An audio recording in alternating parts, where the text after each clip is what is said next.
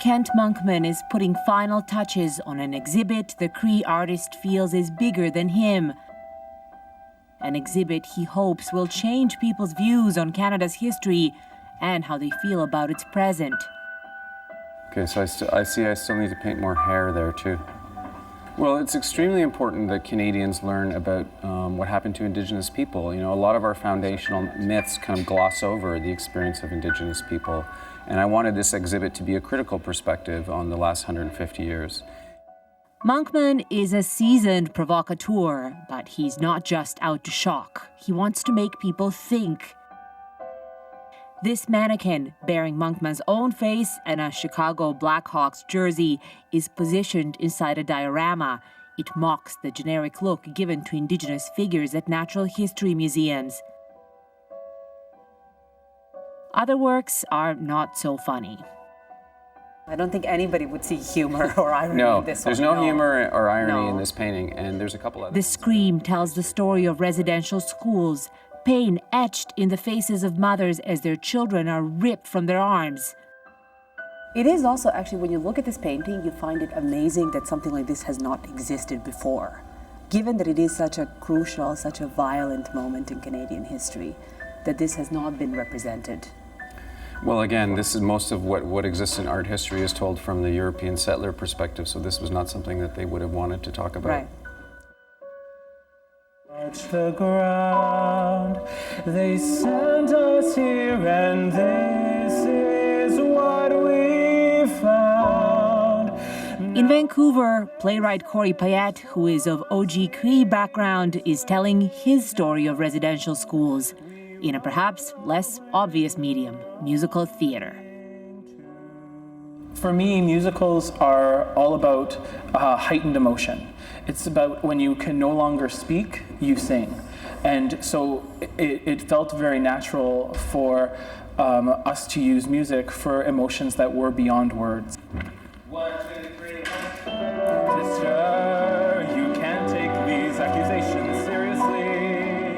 Payette's musical, called Children of God, is done in partnership with the National Arts Centre. It'll be shown in Ottawa as part of the Canada 150 program and also in Vancouver. Payette says that his small theatre company didn't receive any direct 150 funding.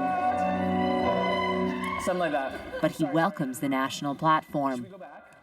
I think that for me, the reason why I wanted to do this was not necessarily to have Indigenous communities see this story and understand this history. They know it, they've lived it, they've had this in their families, you know, as far back as the incidents occurred.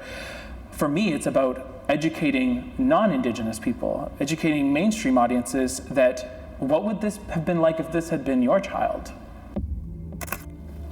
But for some Indigenous artists, the only right way to respond to the sesquicentennial is to boycott it.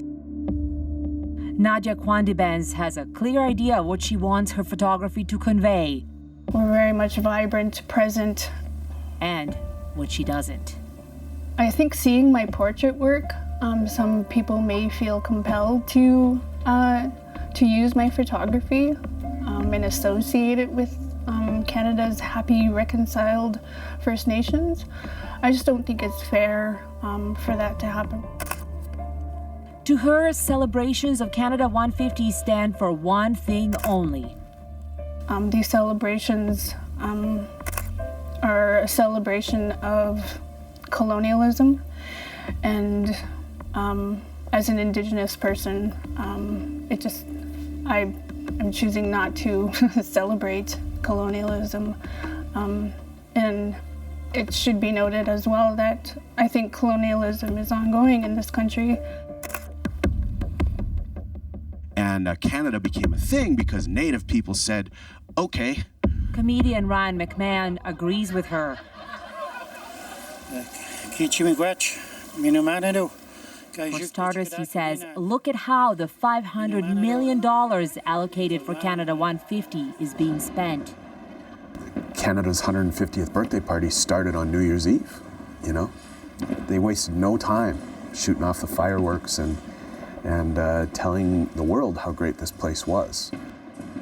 There's a national inquiry into missing and murdered Indigenous women. Teen suicides. Yeah, youth suicide. I mean, over 100 communities with boiled drinking water advisories. I mean, this is the truth of this country.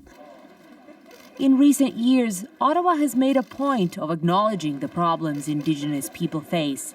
Minister of Heritage Melanie Joly. And we're committed as a government to make sure that the next 150 years are way better. So this is exactly why we made sure that in the Context Canada 150 we would celebrate the reconciliation with Indigenous people. But that very word, reconciliation, rings false to Ryan McMahon. It's the word for feel-good and, in his opinion, fake images you see during official government-sponsored celebrations. You won't be seeing him waving the flag on Canada Day. Is it okay to go eat hot dogs and paint your face? That's up to you. I'm not going to. I'm looking ahead to 2167, which is 150 years from now, and I am engaged in building a better Canada, and that's what I really care about. On opening night at the gallery, Kent Monkman's exhibition is a hit, getting big media attention and positive reviews before touring the country. He hopes the people taking in his art now will think about it long after they leave the gallery. I felt to not say anything would really miss this opportunity for people to really reflect on, the experience of Indigenous people. And while there's a lot of negativity in this, retelling of history, I really wanted the focus of this exhibition to be on resilience. So the resilience of Indigenous people to survive, residential schools, to survive the disproportionate incarceration of our people. Resilience that's reflected in, among other things, a vibrant body of artists. They're using their talents to give voice to stories of Canada's past and present that, in moments of patriotic fervor, tend to go unspoken. Deanna Sumanak Johnson, CBC News, Toronto.